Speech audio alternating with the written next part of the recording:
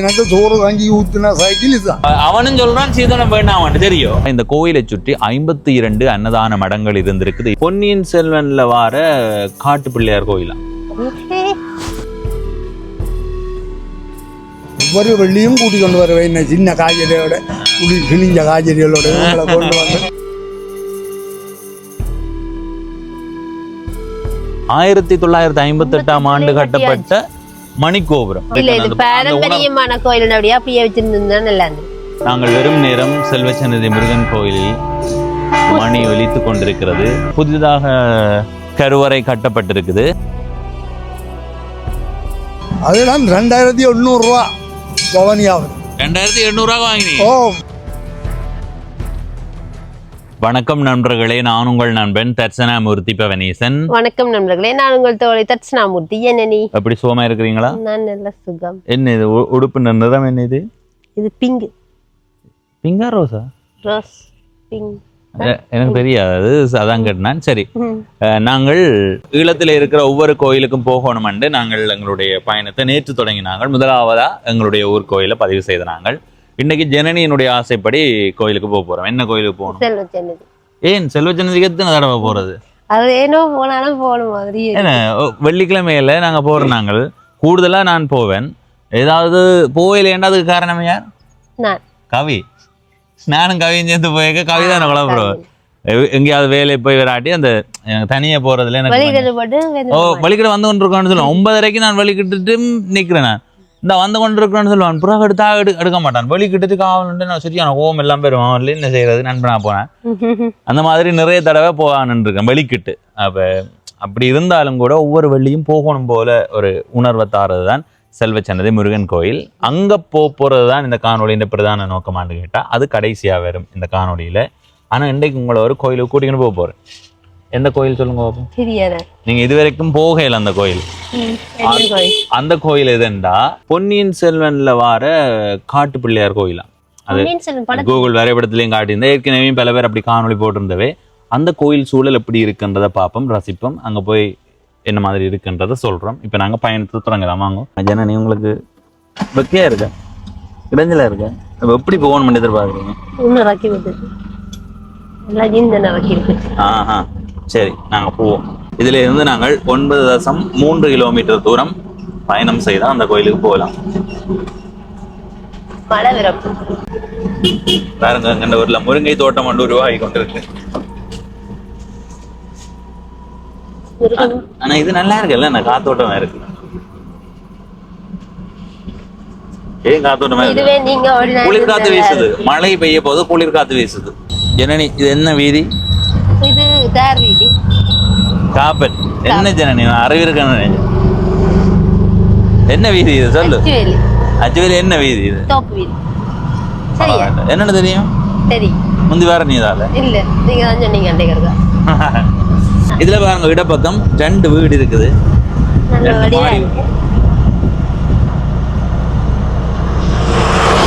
இந்த இதுலயும் ஒரு வீடு இருக்கு. ஜனனிக்கு மாடி வீடு வேணுமா, சாதாரண வீடு வேணுமா, நாச்சார் வீடு வேணும்? எடுத்துக்கோள். ஏன் நாங்க எடுத்துறோம்? நான் சீதனம் வாங்காமதான் நான் திருமணம் செய்ய போறேன். அவனும் சொல்றான் சீதனம் வேண்டாமான்னு தெரியும். மச்சானும் சொல்றானே எனக்கு இந்த சீதனம் வேண்டாமான்னு அவனும் சொல்றான். இவா சொல்றா இல்ல கட்டித்தரதானே வேணும் அண்ணான் இருந்தா. எனக்கு கட்டித்தவரு வேணாம். எனக்கு தெரியுது என்னடி வருதானே துன்புறுத்து அண்ணனா பிறந்ததுக்கா. சும்மா மனசுக்குள்ள வேந்து கவலைப்படாத.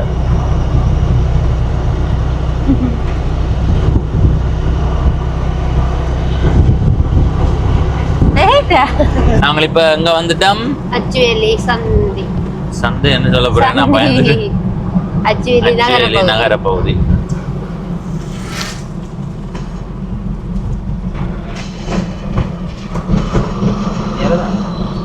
நேரம்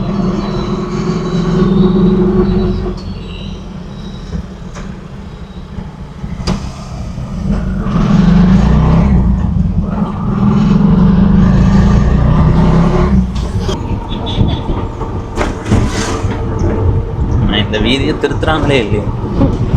ஆவரங்கால் தொண்டைமானார் வீதி. இதோ அவரங்கால் நிலைக்கு வந்து ஆவரங்கால்லேருந்து தான் வருது அந்த சந்தி, ஆவரங்கால் சந்தி.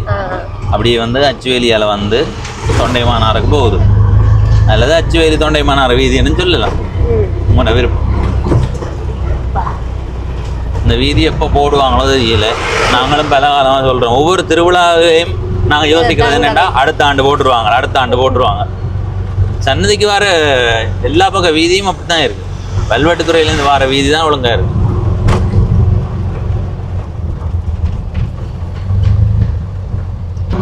சரி, நாங்கள் இப்போ அந்த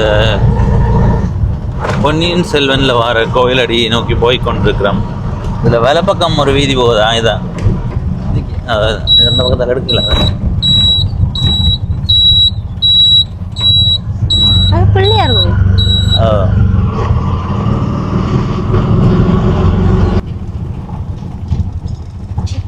சின்ன வீதியே இல்லை, மொக்க வீதி.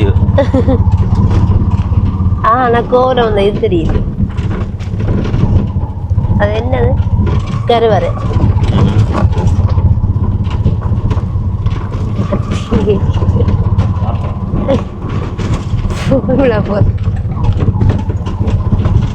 இந்த கோயிலுக்கு போற வீதியில 2 பக்கமும் பாருங்க, 10 வெறுமையா தான் இருக்கு.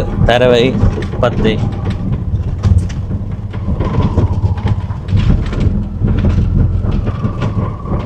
இந்த கோயில் இந்த ரோட்டில் போற நிறைய பேர் ஆயிடும். சரி, நாங்கள் இப்போ பொன்னியின் செல்வன்ல வர அந்த கோயில் பகுதிக்கு வந்துட்டோம். சரியா? ஒருத்தருமே இல்லை, ஏன் இப்படி இருக்கு? அப்படிதான் இதில் எழுதி இருந்தது. சரி, இதில் எழுதி இருக்கு பாருங்க, பொன்னியின் செல்வனில் வரும் காட்டு பிள்ளையார் கோயில். உண்மையிலே இந்த இடத்துக்கு வரும்போது ஒரு விதமான ஒரு எப்படி சொல்கிற ஒரு பய உணர்வும் பெறுது. என்னென்னா சுற்றி வர பாருங்க யாருமே இல்லை, இந்த இடம் இப்படி தான் இருக்குது. ஆக நாங்கள் அந்த கோயிலை பார்க்கத்தான் வந்திருக்கிறோம். மலையும் இந்த கோயிலை 2-3 ஆண்டுக்கு முன்னம் நான் பார்த்ததோட காணொளிகளில் பார்த்துருக்கிறேன். இப்போ இருக்கிறதையும் பார்த்து என்னுடைய கருத்தை பகிர்ந்து கொள்கிறேன். சரியா? ஜனனி சொல்லுங்க, இது எப்படி இருக்கு இந்த இடம், இந்த சூழல்? பயங்கரமா இருக்கு. இதில் பார்த்தீங்கன்னா புதிதாக கருவறை கட்டப்பட்டிருக்குது. மேல் வேலைப்பாடுகள் எல்லாம் இப்போதான் நடந்து கொண்டு இருக்குது. அப்படியே வந்தீங்கன்னா இந்த இடத்த பாருங்க, ஒரு காடு மாதிரியான உணர்வை கொடுக்குது. ஆனால் பெருங்காடெல்லாம் இல்லை, அது சின்ன ஒரு காட்டு பகுதி. அது காடுன்னு சொல்லிடாது, நிறைய மரங்கள் நிற்குது. என்னென்ன மரம் நிற்குது? இது தேமா, பூவரசு. என்ன தேமா? மரம் தேமா. தேமா. ஓ சரி சரி, தேமா. அடுத்தது இந்த பூவரசை பார்த்தீங்களா எவ்வளவு முதுமையோட இருக்குன்னு. ஆலமரம். அந்த அதுல அரச மரம் நிக்குது, அங்க ஆலமரம் நிக்குது. என்ன எல்லா மரம் நிக்குதா என்ன? அங்க அதுல நிக்கிறது நாவல். நாவல் இல்லோடா? நாவல். ஓ பாத்தீங்களா, இந்த இடத்துல நாவல் நிக்குது, தேமா நிக்குது, அதுல மா நிக்குது, மாவும் பூத்து இருக்கு பாருங்க. அடுத்தது அரச மரம் நிக்குது, ஆலமரம் நிக்குது, ஆலமரம் நிக்குது, பூவரசு நிக்குது, பனை மரம் நிக்குது. பாருங்க அங்க தென்னை நிக்குது, அந்த தென்னை மரம் நிக்குது, வேம்பு. ஓ வேம்பு நிக்குது பாத்தீங்களா? இது அலரி அலரி நிக்குது. சரியா? செருப்பை கழட்டி போட்டு வாங்க ஜனனி, கோயிலை பார்ப்போம். ஓ இதுல எழுதி இருக்கு பாருங்க, இதை வாசி. 55 1958. அதுல தர்மம்மா உபயமண்டு போட்டு எழுதி இருக்கு பாருங்க. 5/5/1958. 1958ஆம் ஆண்டு கட்டப்பட்ட மணிக்கோபுரம். 1958 சும்மா இல்லாமல் 58ஆம் ஆண்டு கட்டப்பட்டிருக்குது. முதல் இருந்த அந்த கோயிலினுடைய தோற்றம் இந்த மணிக்கோபுரத்தை மாதிரி தான் இருந்தது. ஆனா அதுக்கு பிறகு அதை இப்படி மாத்தி இருக்கிறார்கள். எனக்கு தெரிஞ்சு பொன்னியின் செல்வன் படம் வந்ததப்ப 2022-23 22-23 அந்த நேரம் இந்த கோயில் இப்படி இருக்கேல. இந்த முதல் இருந்த தூண் அமைப்பு இதுதான் பாருங்க எப்படி இருக்கு. திருப்பி கட்ட போயிடும், இடிச்சு கட்டினும். ஆனா இதை நீங்க எப்படி எடுத்துக்கொள்றீங்கன்னு தெரியல. இந்த இடத்துல நின்று அந்த கருத்தை சொல்ல விரும்பல. எதிர்காலத்தில் ஒரு காணொலியா பதிவுறேன். இந்த இதே மாதிரி நிறைய இடங்கள்ல இதுதான் நடக்குது. அதை நாங்க ஒரு கோயிலை மட்டும் நின்று சொல்லக்கூடாது தானே. அப்போ பொதுவாக நான் ஒரு 100 கோயிலுக்கு பயணம் செய்ததுக்கு பிறகு பொது காணொலியாக பதிவு செய்கிறேன். இதெல்லாம் பழைய கட்டடங்கள். அடுத்தது இந்த பகுதி இந்த இடத்துல நின்று பார்க்க கொஞ்சம் பெருசாகவும் இருக்குது, வடிவாகவும் இருக்குது. சரி வாங்கோ, அடுத்தது இந்த பக்கம் பார்ப்போம். இதுதான் கோயிலின் உள்பகுதி. வாங்கோ, இதுக்குள்ள சாமி இருக்கும், இதுக்குள்ளதான் அந்த சாமியை வச்சிருக்கணும். சரியா, இது நந்தி பீடம் அப்படித்தானே? இதுல நந்தி இருக்கிறது. இது பழைய கோயிலின் கட்டட அமைப்பு. ஆனா இப்ப நீங்க இந்த புது கட்டட அமைப்பு பாக்குறதோட இந்த பழைய அந்த தூண் இருக்கிற மாதிரி இந்த இடத்த யோசிச்சு பார், எது உங்களுக்கு அது நல்லா இருக்கு? பாரம்பரியமான கோயில் அப்படியே வச்சிருந்தா நல்லா இருந்திருக்கு. எப்படி இருந்து பாரம்பரியம் நீங்க சொல்றீங்கல்ல, அந்த பொன்னியின் செல்வன் அந்த கதையோட சம்பந்தப்பட்ட கோயில்ன்றபடியா அது கூட ஜனனி இது கூட பிற்காலத்துலதான் கட்டப்பட்டிருக்கு. பொன்னியின் செல்வன்ன்றது எத்தனை ஆண்டுகளுக்கு முன்னும் 1000 ஆண்டுகளுக்கு முன்பு நடந்தது. ஆனா ஒரு ஐயா சொன்னவர், இந்த தூண் இருக்குல்ல, இந்த தூண் வந்த கட்டட அமைப்பு 1902ஆம் ஆண்டு கால பகுதியில எனக்கு சரியா ஞாபகம் இல்லை. அப்ப இது 1902. பொன்னியின் செல்வன் வரலாறு எங்கள்கிட்ட இல்லை இப்ப. அதாவது அவர் இறங்கினாரா இல்லையா இதுதானான்றது அடுத்த கட்டம். ஒரு வேளை அதா இருந்தாலும் முன்னம் கட்டப்பட்டிருக்கிற கோயிலின் அமைப்பு எங்க அதை இடிச்சோ அல்லது மாற்றித்தான் இது வந்திருக்குது. இப்ப இதை மாத்தி இது வந்திருக்கு. இப்ப இந்த கோயிலின் வரலாறு என்னன்னு தேடி பார்த்தா 2026ஆம் ஆண்டு கட்டட அமைப்புன்னு தான் இருக்குமே தவிர 1902ன்றது இருக்காது. அது ஒவ்வொரு கோயில்கள்லயுமே எங்கென்ன கோயில்லையுமே அந்த செயற்பாடுகள் முன்னெடுக்கப்பட்டு கொண்டு தான் இருக்குது. சரி, இப்போ இந்த கோயில் எந்த மாதிரி இருக்குன்றதை பார்த்துருப்பீங்க. இந்த பக்கத்தில் ஒரு மட அமைப்பு இருக்குது. சரி, அந்த கோயிலுக்கு முன்பகுதியை பாருங்க. அங்கே பயமா இருக்குல்ல? இரவுல வந்தா பயமா தான் இருக்கும். அங்கே இல்லையே, வரும். அதுல இருந்தது. சரி, மெல்ல மழை தூறி கொண்டு இருக்குது. எனக்கு தெரிஞ்சு 1000 ஆண்டுக்கு பிறகு மழை வருது. என்னன்னா இப்ப இந்த சில இடங்கள்ல பாருங்க, நீங்க ஒரு வாழ்க்கை வாழ்ந்துட்டு திரும்ப அந்த இடத்துக்குள்ள போயிருக்க உங்களுக்கு அந்த உலகமே ஏதோ வித்தியாசமா இருக்கும். மழை பெய்யும், காத்து வீசும், அப்படி இருக்கும். பொன்னியின் செல்வன்ல வார கோவில் மாதிரி தான் இருக்குது. இப்ப நான் இந்த இடத்துக்கு வந்தது அது அந்த கடவுளுக்கெல்லாம் அதை மீள நினைவுபடுத்துது. அதாலதான் இப்படி மழையெல்லாம் வருது. நான் அதிர்ச்சியா இருக்கு. சரி வாங்க. ஏன்னா மழையே வராதன்றி இருந்தது. சரி, இந்த கோயிலை காட்டி இருக்கிறோம். அந்த பக்கத்தால சுத்தி கொண்டு போவோமா? எப்படி? சரி, அப்படியே பார்த்து கொண்டு போவோம். போலாம். என்ன இந்த பாருங்க, இந்த பகுதியே இது கங்கால ஒரு குளம் மாதிரியான பகுதி. அந்த தொண்டைமான் ஆறு தான், ஆற்றங்கரை. இதுல திரும்பி இருக்க மாட்டேன், வீடு கட்டி இருக்க மாட்டேன். இது பட்டு காடு. சரி, இதான் இதால போறீங்க. தம்பு இதுக்குள்ள விழுந்தலுமே 4 ஜனனி நடப்பியதால நான் நடக்க நீ என்ன பின்னால தங்கச்சி இந்த திறமையை பாருங்க மக்களே. பாம்புகள் இருக்கும்.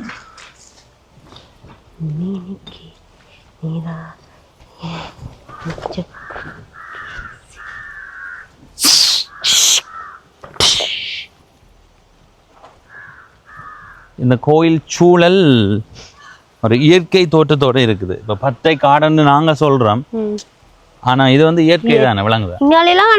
எடுத்து பாருங்க, தேமா, பனை இதெல்லாம் அங்கால இருக்குது. எனக்கு கவலை என்னன்னா, அந்த பழைய கட்டடம் இருக்க பார்க்கலையேன்.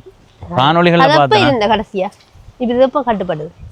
என்னண்டு இது எப்ப கட்ட தொடங்கின? எனக்கு தெரிஞ்ச ஒரு 2-3 ஆண்டுல. அப்ப நீங்க வந்திருக்கலாம் தானே. இந்த கிணத்தையும் பார்த்துக்கொண்டு போவோம். இது 2012 கட்டப்பட்டிருக்கேன் இதுல எழுதி. ஆனா இந்த இதுவும் படிவா தானே என்ன இருக்கு இங்க பாரு. இது பழைய கிணறு. 2012. அது இந்த புதுக்காட்டு. இந்த கிணறு பழசா தான் இருக்கும். என்னன்னு அது கண்டுபிடிக்கிறது? உள்ளுக்கு அந்த கொத்தின அந்த கிணத்தின் சூழலை பார்க்க தெரியுது. இந்த கரையில கொத்தின அடையாளம். கொட்டி கிணறு.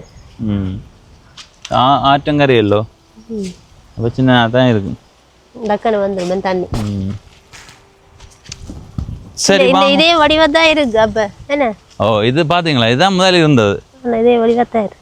ஆனா இந்த கல் இன்னும் கனகாலத்துக்கு தாக்கு பிடிக்கும். இது பளிங்கு கல் மாதிரி இல்ல இருக்கு. சரி மக்களே, நாங்கள் இப்ப இங்க இருந்து அடுத்த கட்டமா எங்க போறோம்? செல்வஜனதி. அங்க போய் சாப்பிட போறோம். சாப்பிட போறோமா? அவள சாப்பாடு தவிர வேற என்ன வராதா ஜனனி? சாப்பிட்றதுக்கு தான் அவன் பிறந்தவன். நல்லா இருக்கு இந்த நல்ல காத்தோட்டமாவும் இருக்கு, குளிர் காத்து வீசி கொண்டு இருக்கு. இருக்கணும் கதிரையை போட்டு. இந்த அதுல ஒரு கட்டடம் இருக்கு, என்ன கட்டடம் மட்டும் தெரியல. வீடு மாதிரி வீடு இல்லையா? இதுதான் கோயில் சூழல் பாருங்கோ. பனை மரங்க இப்போ அப்படின்னு குறைஞ்சிருக்கும். இந்த காட்டுத்தன்மை எல்லாம் முந்தி இன்னும் கொஞ்சம் காடாக இருந்திருக்கும். அதனால தான் காட்டு பிள்ளையார் கோயிலுண்டு சொல்லியிருக்கேன்.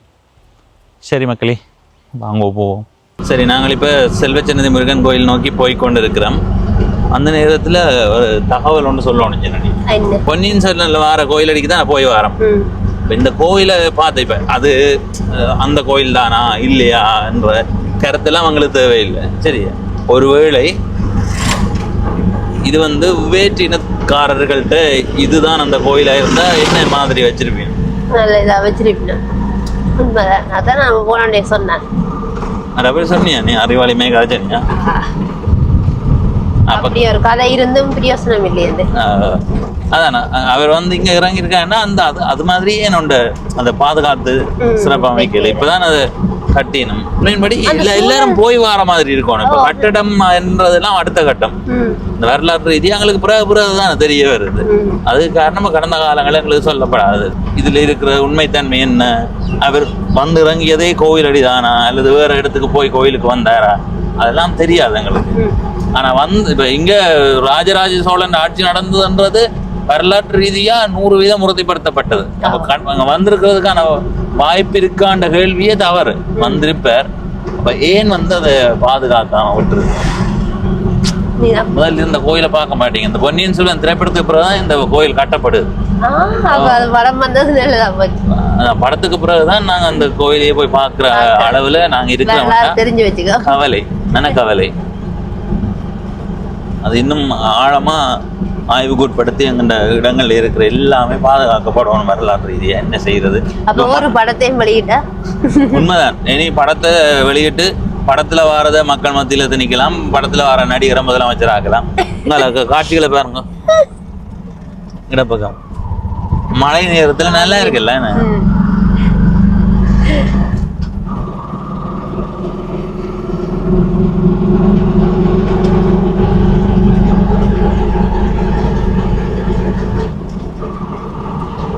அதே மாதிரி இங்காலையும் பாருங்க, இந்த பக்கத்தால அருமையா கொஞ்சம் முன்னுக்கு திருப்புங்க, முன்பக்கம். ஆஹா, சிறப்போ சிறப்பு. சரி, இன்னைக்கு அந்த பக்கத்தையே பார்த்து கொண்டு வாங்க. நல்லா இருக்குல்ல. மழை நேரத்துல இந்த இடம் நல்ல வடிவ காட்சி அளிக்குமே. பார்த்து எப்படி இருக்குன்னு.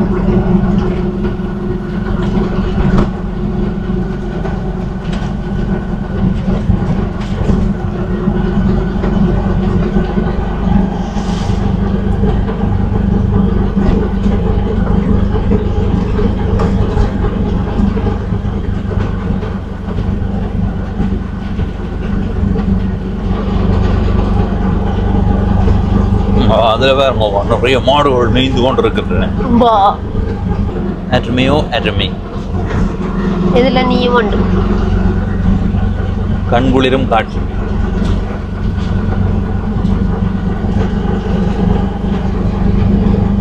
இந்த வீதி போடப்படுது வேற, ஆனா போட்டு முடியுமான்னு தெரியல. இது போட்டா நாங்கள் அந்த வீதிக்கு போகுது, இதாலேயே போகலாம் தான். டக்குன்னு போகலாம். இது போகலாம், அதாவது ரோட் போடுறான். அப்படி நான் வேலையை போட்டுக்கலாம். இது பலாலி போமே பாங்கே சுந்தரைக்கு போகுது. இடையில பலாலி சந்தி வருது. தொண்டைமானாரின் அழகை பாருங்கள் மக்களே.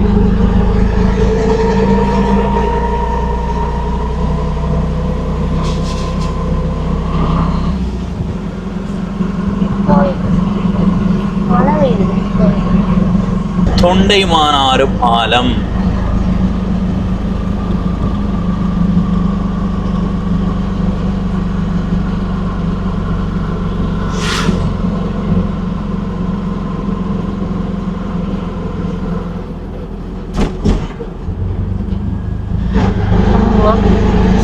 நிக்கவே நல்லா இருக்குல்ல, ஒளிர் காத்து வீசு.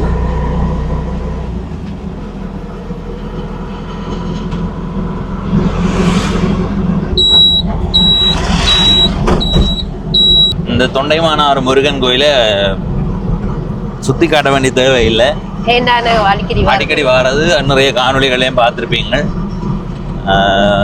ஏற்கனவே நாங்கள் சில புத்தாண்டு வந்தாங்க என்ன, அப்ப இன்னைக்கு வந்து அந்த கோயிலுக்கு வரைக்க பக்கத்துல சந்திக்கும் வந்து போறோம். என்னன்னா இன்றைய வெள்ளிக்கிழமை, நாங்க வெள்ளிக்கிழமையில வாரினாங்க. இன்னைக்கு வர மாட்டோம், பகல் வந்து வெள்ளி தானே அப்படியா தெரியும். ஏன் முட்டையும் வந்ததானே அந்த வண்டி காய்க்குள்ள.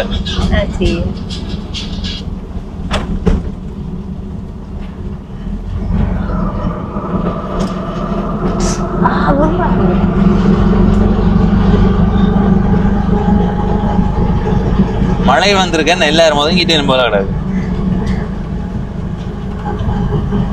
கோயில் மணியோசையிலே.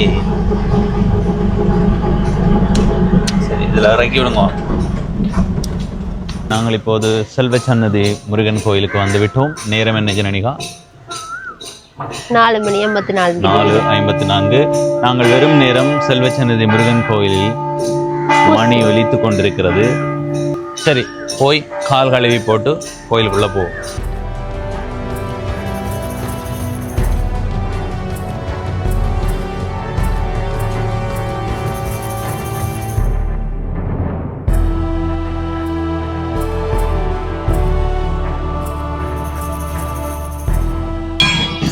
சரி, ஒரு ஐயா நிற்கிறார். அந்த ஐயா வரும்போது சொல்லி கொண்டு வரார், இப்போ வேறுங்கோ இவ்வளவு மகிழுந்துகள் கார் வாகனங்களாம், தாங்கள் முதல் இந்த மிதிவண்டியில் தானே ஓடினேன்னு சொன்னவர். ஐயாவோட கொஞ்சம் கதைப்போம். கதைக்கலாம் இல்லை? உங்களோட வணக்கம், உங்களுடைய பேர் என்ன? என்னுடைய சொந்த பேர் வந்து கானா பாலசுந்தரம், கந்தையா பாலசுந்தரம். சும்மா பட்ட பெயர் வந்து அப்பண்ணாண்டு கூப்பிடுவார்கள். சந்தை உடுப்பட்டி சந்தை ஒழுங்கையில் அப்பண்ணாண்டு. என்ன வேலை செய்கிறீங்க? நாங்கள் வந்து தொழிலாளி, இப்போ நகைத்தொழிலாளர்கள். இங்கே ஒவ்வொரு வழியும் பாருதா? ஓமடி ஒவ்வொரு வழியும். என்ன என்ன என்ன வேண்டுதலுக்காக வாரதா? இல்லை, நாங்கள் இனி கடை காலம் இப்படி ஒரு பயண இதுகளை செய்வோம். பாட்டு பயண பாடல்களுக்கு. எவ்வளவு காலமா உங்களுக்கு தெரிஞ்ச வெள்ளிக்கிழமையில வாரீங்க? நான் அநேகமாக ஒரு வருஷத்துக்கு 1.5 வருஷத்துக்கு மேலே. அதுக்கு முதல் வாரம் இல்லையா? இல்லை, குறைவு. நான் வேறு இடத்துல பாட்டு பாட. நான் வேறு இடத்துல இருந்தேன், மேனிப்பேல இருந்தேன். பிள்ளைகள் அங்கே இருந்தபடியா அங்கே போயிருந்தேன். இருந்தாவே சொல்லி போட்டேன், இங்கே வந்துடும். ஒரு மகள் இங்கே வந்துடுது. இல்லாத கடைக்காரங்க தானே, நீங்கள் இங்கே வந்துருங்க பாட்டு சொல்லி இப்போ அங்கே பிள்ளையோடான்னு இருக்கு. இந்த மிதிவண்டி எப்போ வாங்கினது? என்ன மிதிவண்டி இது? லுமாலா. எப்போ வாங்கினீங்க? அதான் நான் சொன்னேன், உரியான் பாதையில் நாங்கள் மண்ணெண்ணெய். ஊரியான்ன்றது கிளாலியா? கிளாலி ஊரியான்ல இந்த கிளாலி. கிளாலி. அதில் போய் மண்ணெண்ணெய்கள் கொண்டு வா. எங்கிட்ட மருமோன் படியன் பிஸ்னஸ் செய்கிறது. அப்போ நான் சொல்கிறேன் சரியா? கிளாலி பாதை. ஆமாம். சரி, அதான் பாதைண்டு தரவைகள் அதுகளுக்கு பார்த்து போய் கொண்டு வந்து. இந்த மண்ணெண்ணெய் எவ்வளோ கொண்டு வருவீங்க? மண்ணெண்ணெய் 2 பரல் கொண்டு வருவீங்க. இப்படி இந்த இப்படி ஒரு இதில் காட்டி 2 பரல் தூக்கி கொண்டு வருவீங்கன்னா வேறு சைக்கிளில் காட்டி, பழம் சைக்கிளில் கட்டி ஓடி கொண்டு வர்றீங்களா? நான் ஓடுறேன், அவர் தம்பி மருமோன் ஓடிட்டு வருவேன். இல்லை, அந்த காலத்தில் என்ன சரியான சிக்கல் தான். மிதிவண்டி ஓடுறாங்க இல்லைன்னா ஓடுறோம் இல்லையே. உண்மைதான். இப்போ மிதியோடி ஓடுறதுக்கு பக்கம். பொம்பளையும் சரி ஆம்பளையும் சரி ஓடுறதுக்கு பக்கம். எங்களுக்கு இது உயிர் கொடுத்த சைக்கிள் இதுதான். இதுதான் அண்ணஞ்சோறு உழைச்சி சாப்பிட்றாங்க இந்த சைக்கிள். இது எடுத்து அண்ணளவா எத்தனை ஆண்டு வரும்? 35 வருஷம், குறைஞ்சது 35 வருஷத்துக்கு மேலே பார்க்கலாம். அவ்வளோ காலமாச்சுது. இது வரைக்கும் ஆட்சிலாம் பட்டம் இருக்கிறேன் இடையில. ஐயோ, ஒரு ஆட்சிலாம் பட்டு போனேன். அது என்ன பையன்னா, நான் இங்கே இருந்து மேனிப்பாய் போக வலிக்கிட்டேன். வெளிக்கிட்ட மகள்கிட்ட போகண்டு வலிக்கிறேன். அது முனியப்பர் கோயில் அதுக்குள்ள அவடத்துல கோயிலை கும்பிட்டு ரோட்டுக்கு இருந்தேன். ரோட்டுக்கு வர எனக்கு கொஞ்சம் ப்ரெஷர் நின்றுருக்கு போடாது. உடனே அது அந்தால ரோட்டுக்கு கொண்டு போகிறோம் மோட்டர் சைக்கிள் வந்து அடிக்கணும். என்னதான் பிள்ளைகளையும் அவர் படி என்ன பிள்ளை அதை ஏற்றுக்கொண்டு அந்த பிள்ளை அதுக்காக பிள்ளையை நான் பொறுத்துல பிடிச்சி கொடுக்குறோம் கூடாதான் கொடுக்க மாட்டேன். நான் போய் சேர்ந்து 24ஆம் பாட்டு 5 நாள் இருந்தேன் யாழ்ப்பாணம் 5ஆம் பாட்டு.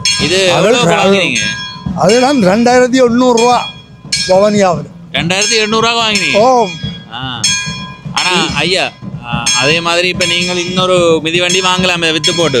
ஆனா நீங்க அந்த நினைவோட வச்சிருக்கீங்களா? நான் வச்சிருக்கிறேன். என்ன சோப்புக்கு பண்ணணும்னா இன்னொரு சைக்கிள் பண்ணி ஓடலாம். அது என்ன அண்ணன் முட்டை எனக்கு சோறு வாங்கி ஊத்துனா சைக்கிள் இதுதான்.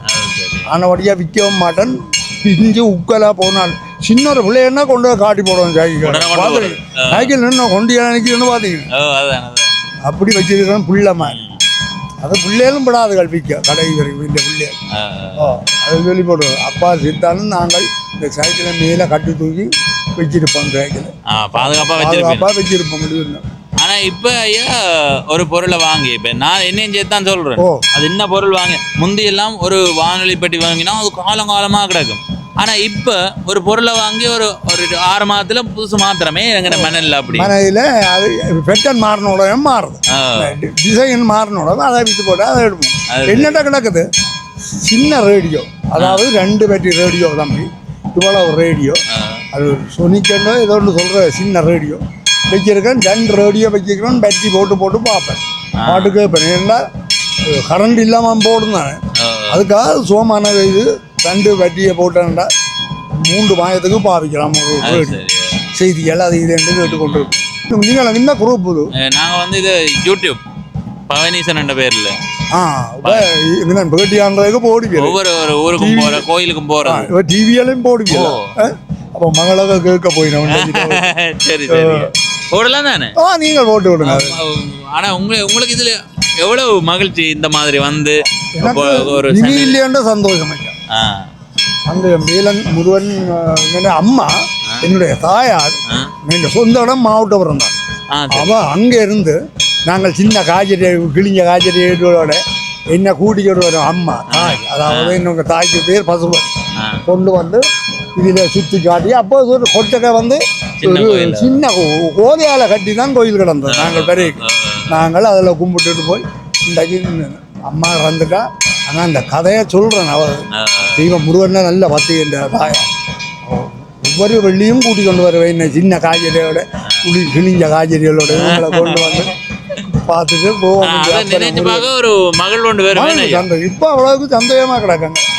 பிள்ளைகளாலும் நாங்கள் நல்லா இருக்கணும். இந்த பிள்ளைகளால் மருமக்களும் அப்படிதான் நல்ல மருமக்கள் ஆண்டவர் அவர்களும் தெய்வத்துக்கு. இப்போ நீங்கள் நிறைய கோயிலுக்கு போயிருப்பீங்க. இந்த கோயிலில் உங்களுக்கு பிடிச்சதுன்னா என்ன சொல்லுவீங்க? என்ன பிடிச்சதுன்னா நாங்கள் இந்த பூசைய மகிமைகள் பிடிச்சு கொண்டு 3 நேரம் நடக்குது பூசை. காலம் அந்த வாய் கட்டி பூசை பழைய முறைகள் எல்லாம் பின்பற்றுறது. இந்த கோயில் சூழல் நல்ல சுதந்திரமான ஒரு கோயில். ஒரு எங்களுக்கு ஒரு நோய் என்று வந்தால் இதில் வந்தால் ஆறுதல் இங்கே உதிரி இருந்தாலும் சரி எல்லாம் அது இருந்தாலும் இருந்து அவரை வரைஞ்சி கொண்டு இருந்தாலும் அந்த கருத்தமும் மாறிவிடும். மூளையும் எங்களுக்கு வேறு இடங்களுக்கு மாறிவிடும். நல்ல சந்தோஷமாக இருக்கும். சரி ஐயா நன்றி. உங்களை கண்டு கதைச்சதுல மகிழ்ச்சி. சரி பாப்பன் டிவியில பாப்பன். சரி சரி ஐயா சரி. Okay okay. அப்பன் அப்பன் அண்ணன் அப்பன் அப்பன் அண்ணா ஐயா ஐயா அப்பன் என்று கூப்பிடுறவே. நான் முந்தைய பெரிய தில்லி இசைக்குழுவாய் வானம்பாடி இசைக்குழுவாய் எல்லாத்துலேயும் இருந்தேன். சரி சரி ஆண்டவனே அப்பா காலத்திலே நாங்கள் இப்படி மாற்றி அம்மாயிட்டு அவை அவங்க கூப்பிடுவாங்க. திடீர்னு கிளம்பும் போது கூப்பிட்டா நாங்கள் போகிறோம். போனால் இதை பற்றி பாடினா டான்ஸுகள் ஆடி நாடகம் அந்த திடீர்னு இது மகிமை அப்படி காட்டி. ஆனால் அதுவும் ஒரு பயன் இல்லாமல் எல்லாம் போச்சு. அது சந்தோஷம் ஐயா. அவள் இருந்த காலம் நாங்கள் சந்தோஷமாக தான் இருந்தாங்க. எல்லாம் பிழைச்சி போச்சு. எல்லாம் பிழைச்சி போச்சு. சரி நன்றி நன்றி நன்றி. ஜனனி உள்ளுக்கு பூசை பார்த்து கொண்டிருக்கிறா. அவள் வரும் வரைக்கும் கோயிலினுடைய சிறப்புகளை சுருக்கமாக சொல்கிறேன். முதலாவது சிறப்பு வாய்கட்டி பூசை செய்கிறது. உங்களுக்கு தெரியும் காலங்காலமாக அப்படித்தான் நடந்து வருது. இதனுடைய வரலாறை நீங்கள் தேடி பார்த்தா கோயிலினுடைய வரலாற்றோடு பார்க்கணும். கோயிலினுடைய வரலாறு நீளமாக சொல்லிக்கொண்டே போகலாம். அதில் குறிப்பாக சுருக்கமாக சொல்கிறதுண்டா மீனவருக்கு அதிசயங்களை நிகழ்த்திய முருகன் மீனவரிடம் நீ எனக்கு பூசை செய்ய வேணுமென்று கேட்கிறார்.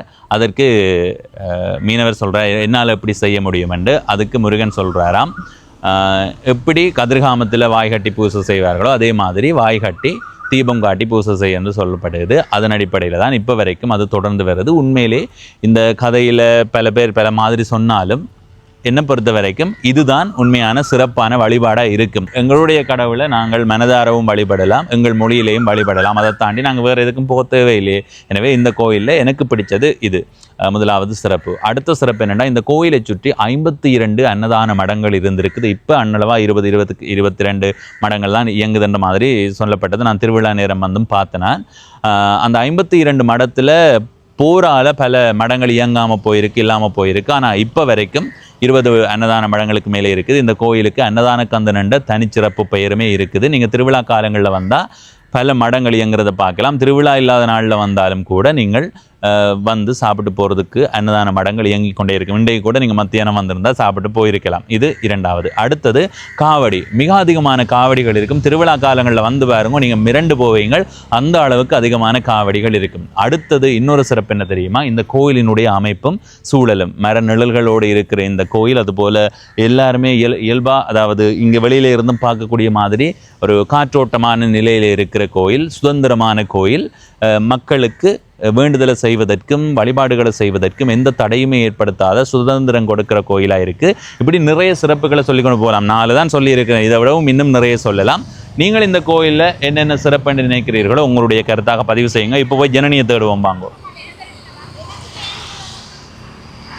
மக்களே, நாங்கள் இப்போ கோயிலை கும்பிட்டுட்டு வந்துட்டோம் ஜனனியின் இடத்துக்கு. சாப்பிட்றது சாப்பாடுனா ஜனனி, ஜனனியெல்லாம் சாப்பாடு. அம்மா பேர் வைக்கும்போது, அம்மா வைக்கல, உனக்கு பேர் வச்சு சித்தப்பா பேர் வைக்கும்போது சித்தப்பா கொஞ்சம் யோசிச்சிருக்கலாம், நீங்கள் சாப்பாடு கண்டு வச்சிருக்கலாம். அடே, தமிழ்நாட்டில் இப்போ அப்படி பேர் வைக்கிறதுடா இல்லை. இந்த புது புது இந்த வித்தியாசமான பேர் எல்லாம் இருக்கும். சொல்ல மாட்டேன் அப்படி பேர் இல்லை, கேட்கக்கூடா ஏதோ ஒன்றுலாம். இனி வேண்டாம் ஏன்னா அவர்களுக்கு குழந்தை பிறக்கும் போது தொடர்ச்சியாக பெண் குழந்தை பிறக்குமா, கடைசியாக பிறக்கிற பிள்ளைக்கு வேண்டாம் வச்சு விட்டுருவேன். அடே உண்மை கதை அடே.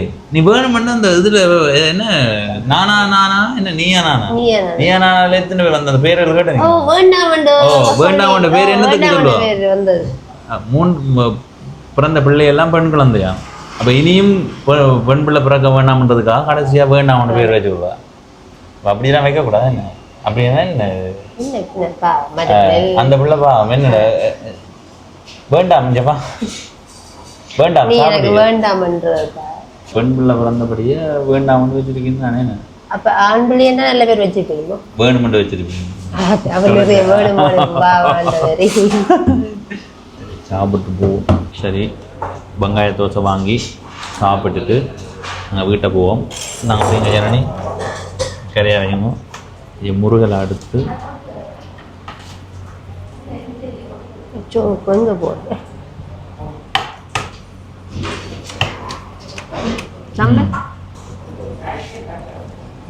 அருமை சன்னதிக்கு ஒவ்வொரு நாள் வந்து சாப்பிட்றாங்க ஒரு வள்ளி.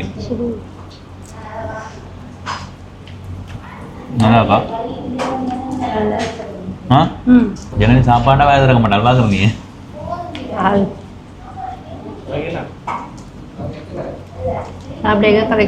தென்மக்களை சாப்பிட்டு வரோம். இரவு நேரத்தில் கோயிலை பார்க்குறோம். வந்து இரவாகி விட்டது. யாருங்க கரையான் இல்லைங்க.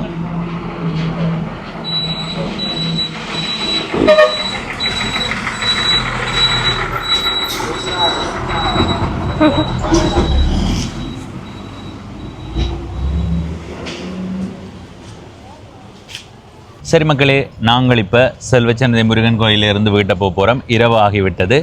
இந்த இரவு நேரத்தில் இந்த நேரம் இன்னும் அதிகமான பக்தர்களாக இருப்பீங்க. எனக்கு தெரிஞ்சு மழை பெய்ததால் இன்றைய குறைவு பக்தர்கள்ன்ற தொகை. வேறுங்க வாகனங்களே குறைவாக தான் இருக்குது. இல்லை இன்றைக்கு வேறு எதுவும் சிறப்புனா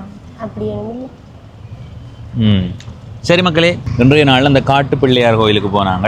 அதுக்கு பிறகு செல்வச்சன்னதி முருகன் கோயிலுக்கு வந்தாங்க. இந்த பயணம் எப்படி இருந்ததுன்றதை பதிவு செய்யுங்க. இப்ப இந்த காணொலியில இருந்து விடைபெற்றுக் கொள்ளும் நான் என்றும் உங்கள் நண்பன் தட்சணாமூர்த்தி பவனீசன். நான் உங்கள் தோழி தட்சணாமூர்த்தி.